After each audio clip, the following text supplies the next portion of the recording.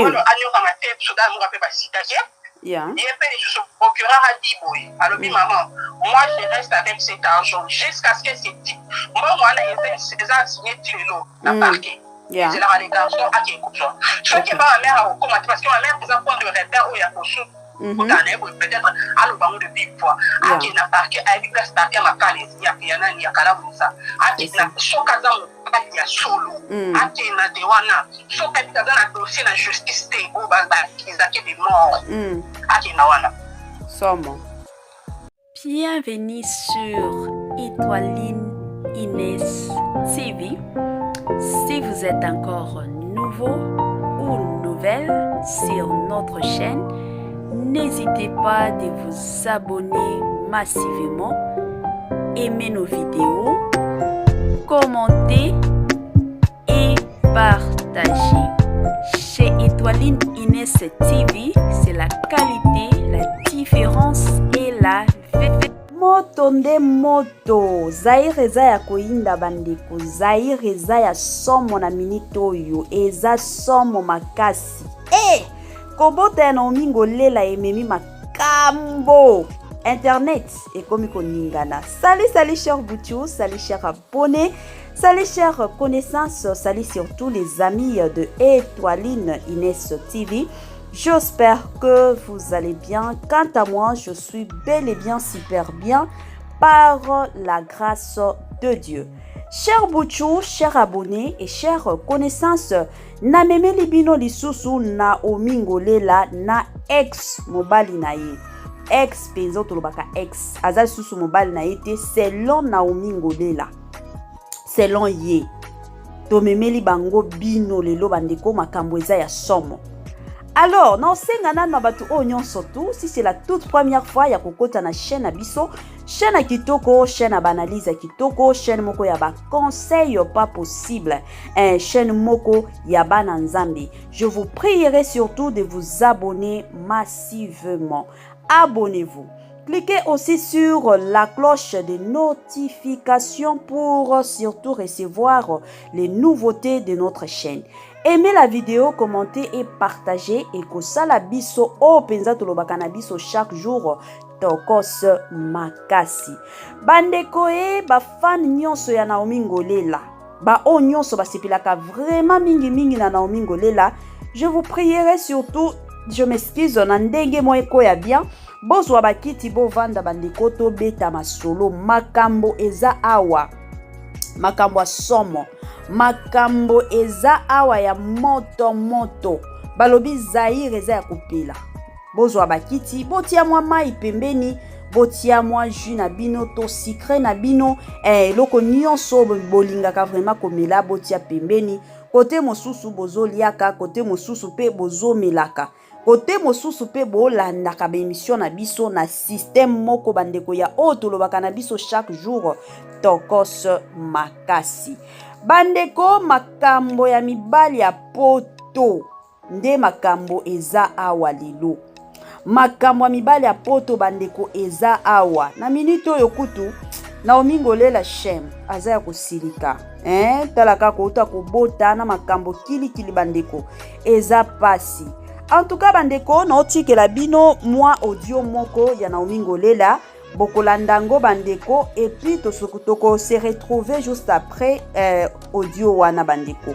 Tolanda audio wana on se retrouve juste après pour na kosala analyse. Allez, c'est parti. Alors, mais cette fois-ci, on va nous publier pendant la présentation.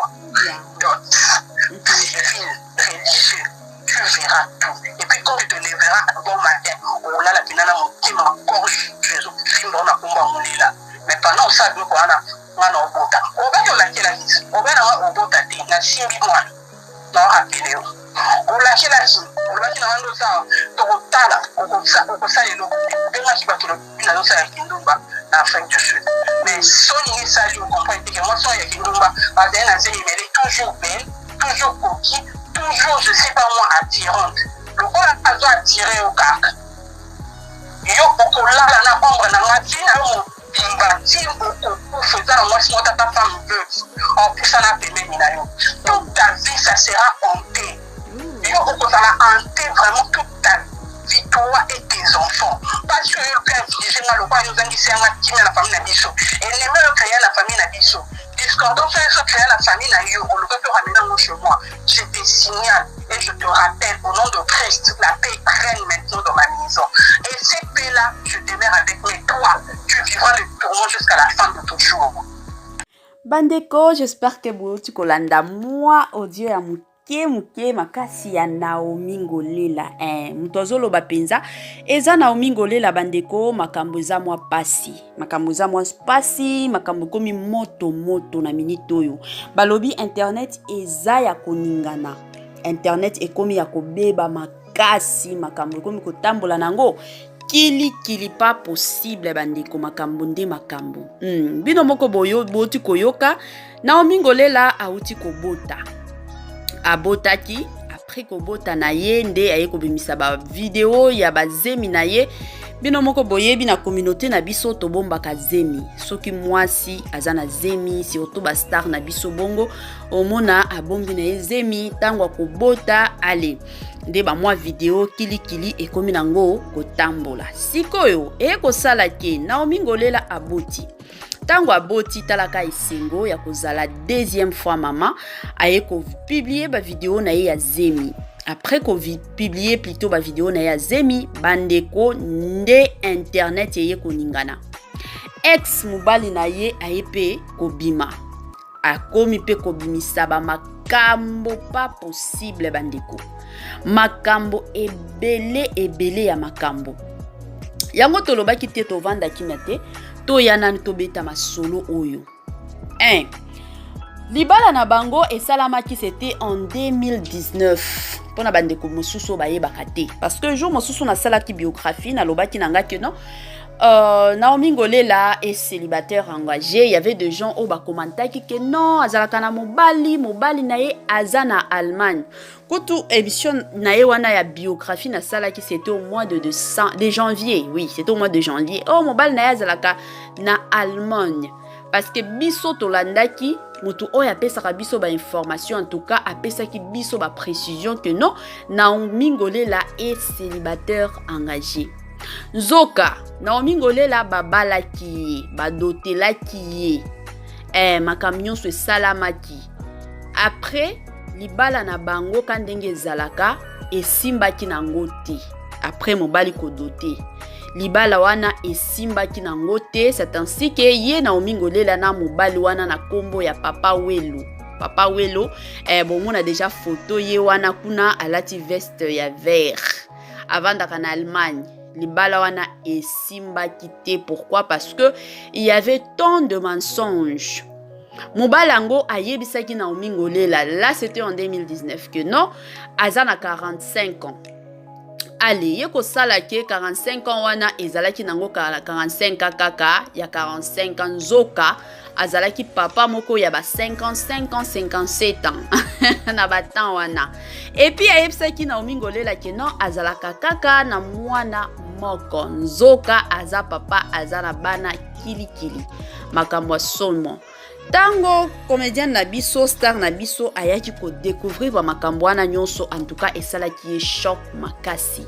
Et puis le pire surtout à makambo nyonso était que ye mobalango akomaki ko finga ba parents ya Naomi Ngolela. En tout cas wana kutu mwasi nyonso tu to mobali nyonso tu akoki ko supporter biloko ya bongo ata soki bolingweza tolingani biso mibale, mais pas kokota surtout na niveau que no okende kofinga ba parents ya mobali na yo to ba parents ya mwasi na yo ezalaka te. Alors biloko wana nyonso tu yango esalaki ke Naomi Ngolela ayaki neye kolemba. Ayaki kolemba lobi mobala bongo éducation nini kuta kopesa bana. Mobala bongo lukuta nde lukuta. Toko bala na ye ndenge nini toko avancer ndenge nini bandeko. Yango ye Naomi Ngolela lobaki teke non toti kaka makambo yo. Bango nyonso mibale bazaki na bango d'accord ba se séparer. C'est ainsi que ba parents ya Naomi Ngolela bazongisaki biloko ba yeko déclarer et pas ya mobali na et pas ya Naomi Ngolela que bosi bo divorcer na bino divorce et salami parce que bakendaki na bango l'état te soki bakendaki l'état wana balingaki bakende kosilisa makambo nyonso na l'état mais vu que bakendaki l'état te donc ezalaki ka d'autres cérémonies kaka ya d'autres ka ndenge ezalaka yango makambo nyonso esilaki na ndako. Bandeko nazotikela bino mwa audio mosusu ya Naomi Ngolela azoloba azopesa pe ka conseil ka ndenge ezalaka na système a bien tolanda bandeko. On se retrouve juste après. Moni âge eza chiffre namba âge eza responsabilité te âge eza maturité te na sifiaki na âge awelo mais on a subir il est kaki yango de un et puis de deux je veux encore ajouter une chose en disant awelo lokola ye ngamolela na sengaka ye tokabona depuis 2019 biso mibale tonzomaka tosa séparation ngana yo les relations couche na 2019 ti lelo ya azoklame kake toza ensemble baparent bakata likambo wana ti lelo ya azoklame kake toza ensemble mais moi je veux lui dire ceci lokola ye atambola na omba Naomi okufa na omba Naomi mpo ozwa mwasi te na vi na ye bilaka yalaka na toilette ngana oloba nango ezala ngangolela na lukana ule na pati ezala ngangolela na lukana arnaqué ezala ngangolela na nsimana kena mbongo na ena sama na welo mais soki na refusa kandi basi akuba ya théâtre muna biso atapasi mais na boya kozwa mbongo ya okipoto welo akopola na kata ndako na de sexe na déjà une puissance na wana ekosi manifester encore une fois tia kopola tina suka et 4 je rajoute encore, ma fille à théâtre, nous avons tout fait sa vie. Ma vie était restée cachée jusqu'à ce que Will en parle. C'est pourquoi j'ai eu en parler. Ok? Ma vie, Nanani, est acquis publicité. Je suis fière d'être appelée encore une fois maman. Et je réclame tout parce que mes enfants, je ne vais pas les cacher au détriment d'un argument parce que attends, on est dans un sens de tout les années là qui va nous permettre en route. Azata ni moto kwa kusambila alikile na minga bandeko ya zoluka abano salir asaki les fonds yake ayinisa na famille mobimba parce que ma mère était contre le divorce ayinisa na bandeko na nganyosha aujourd'hui je t'informe oyo kango tout penza ya katiala la raté sur la tuninga état de santé na ngate na mwana dada la raté sur la tuninga état de santé na mwana ti si la raté bandeko na ngate tout Abigail y compris. Donc, l'union s'est remis parce qu'il y a un Dieu dedans. Maman n'a plus la section d'ambassade. J'ai voulu traiter ça à l'amiable devant la Bible, tu n'as pas écouté. Moi, je te le dis devant la Bible, le quoi, je parlerai devant bateau. Mais moi, je ne veux pas venir pour ça la même chose que yo. Oko yo kanga, oko supporter nga, oko vivre na gloire na, oko vivre na élévation na. Et puis même, prochainement, publication na et des applications à mariage parce que la manière qu'on ne peut pas la tête. Bandeko, j'espère que tu uti kolanda vraiment makambo nyonso tu oyo Naomi Ngolela lobi. Siko na minute oyo nalingi biso pe tosala mwa analyse na biso na système moko ya bien. Tosala penza analyse na biso. Ezalaka bien makambo ebimi boye biso pe toye tosali na biso pe analyse. Siko bandeko numéro na biso eza affiché kuna. Donc, ceux qui besoin na moi posa que non bo benga to bo pesa ba message na bino analyse na bino ndenge bo moneli makambo bokoti toutefois ko benga biso to ko tikela biso message na ba WhatsApp et ko sala biso kaka bien makasi.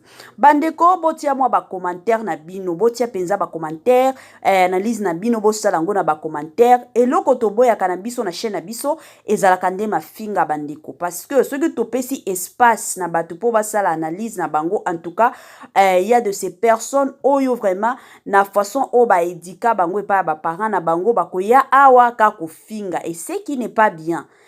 Bo pesa analyse na bino na ndenge ya bien tozo traiter makambo yo neti mikolo. Bandeko, kandenge na bando loba kobota ya Naomi Ngolela eboti makambo ebele ememi makambo ebele lelo oyo ex mobali na ye mobali oyo ba kabwana depuis 2019 lelo aye kobima lelo aye kobimisa basekele na baverité moko boye oyo ezalaki kashe aye kobimisa o Naomi salite o Naomi kindoki o Naomi boye boye donc bamakambo mwa kilikili bandeko ebele na landa na bakommentaire ya bandeko ebele balobake non mobali wana eza ndeki jalousie ebele ya bato mpe balobi ke non Naomi Ngolela pe azalaki pressé makasi pourquoi bokokutana na mutu kaka dans 6 mois wana makambo nyonso esalama tina dot bazwaka nanu temps ya koétudier mutu et puis bosali makambo na bino pa te ke no makambo eyeka mbala moko directement mikotisi na libala te ifale azwa penza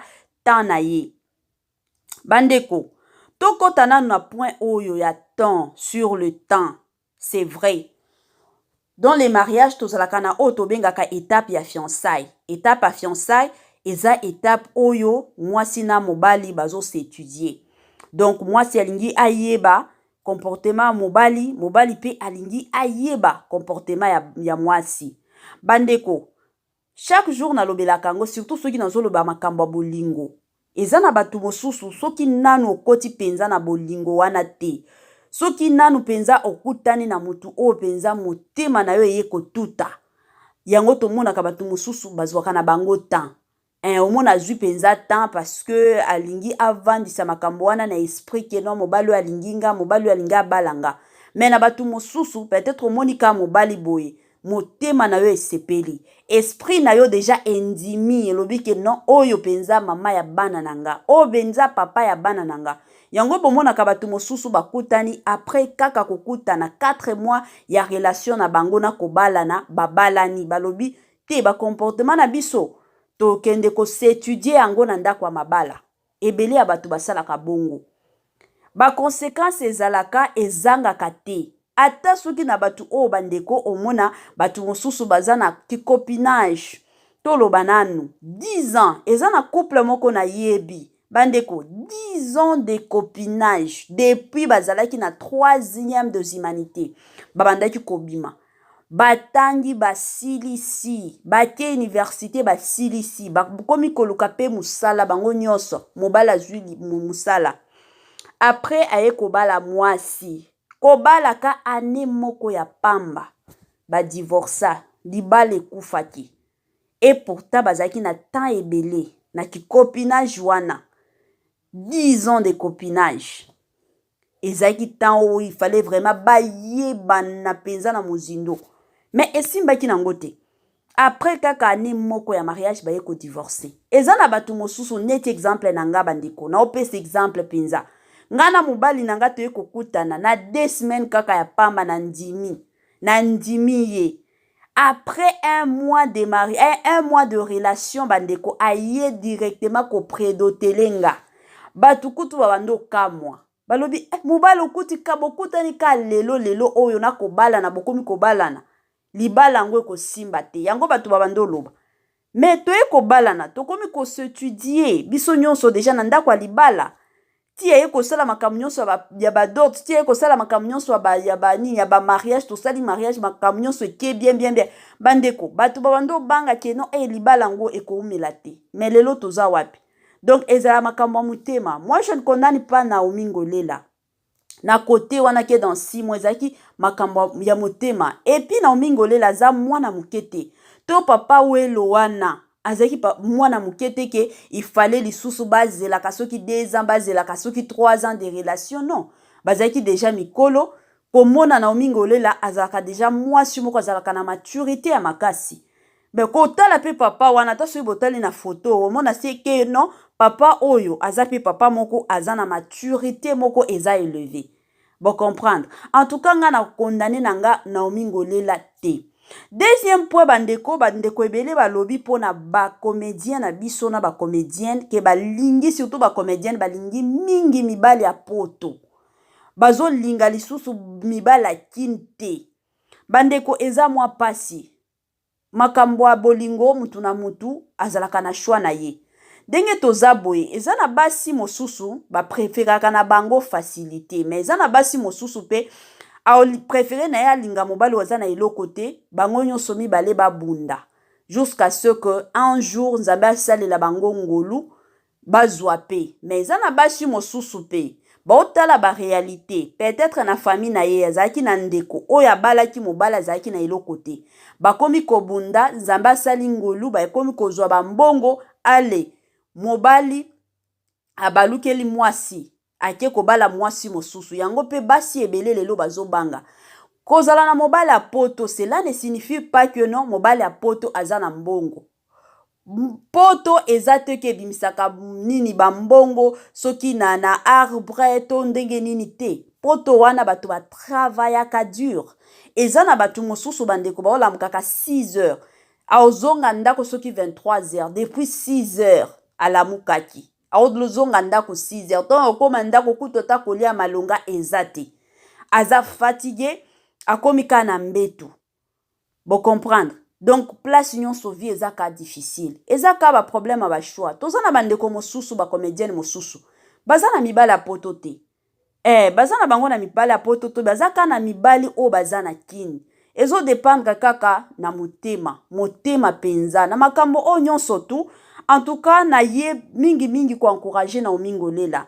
Mwana nzambe, place union soit tambolaka, bitumba elandaka ye. Donc, ceux qui ont dit que oza mwana nzambe et que ozo mona bitumba te na vie na yo, en tout cas, dis-toi que zambo nazo sambela aza nzambe ya solo te. Il faut au mona ka bitumba wana penzela kisaka ke ba prière oyo salaka. Ba moto oyo tindaka na monde de ténèbres et salaka misala.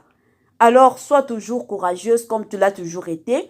Et surtout, prends bien soin de tes enfants. Zambe ya pamboli yo na bana na yo mibale. Oza na besoin te ke oya na ba réseaux sociaux pour na ko s'expliquer. Oza na tawana te. Prends seulement soin de tes enfants. Prends pe soin na yo moko tala kaka outi kobota. Oza na besoin ya repos ya mingi makasi. Babiloba loba wana ekendaki ezongaki en tout cas. Mosusu salango kara na système moko ya bien. Batela bana na yo, batela penzoto na yo, talaka yo, ozalaka déjà mwasi moko ya forme, mwasi moko ya taille ya makasi. Wana ka conseil mukie kaka na lingaki na pesa yo. Bandeko nanga kandenge tomesani botia ba mwa commentaire na bino na ba analyse plutôt ya na bino na ba commentaire. Botia la biso pe ba j'aime, bo sale la biso pe ba partage moko ya bien sur makambo yo. Nalinga na omingo lela mingi azala kitoko mwasi moko ba français ya makasi. Ajwaka pe kitoko, ajwaka bien, s'incarnaka pe bien na ba rôle na ye mama. Ko se décourager te vie ya kistar ezalaka bongo. Donc moi mukie je m'excuse, moi mukie omonaka makambo na yo ekomi kotambola na ba réseaux sociaux kili. Donc kopanikaka na yo te. Kopanike na yo te eza situation ekoleka nango na système moko ya bien makasi. Bandeko tokomi na mwa suka ya mwa partage na biso ya lelo. En tout cas bandeko kandenge tomesani bo sala partage botia ba j'aime bo commenter et ko sala biso oyo tolobaka na biso chaque jour toko se makasi. Bye bye la famille.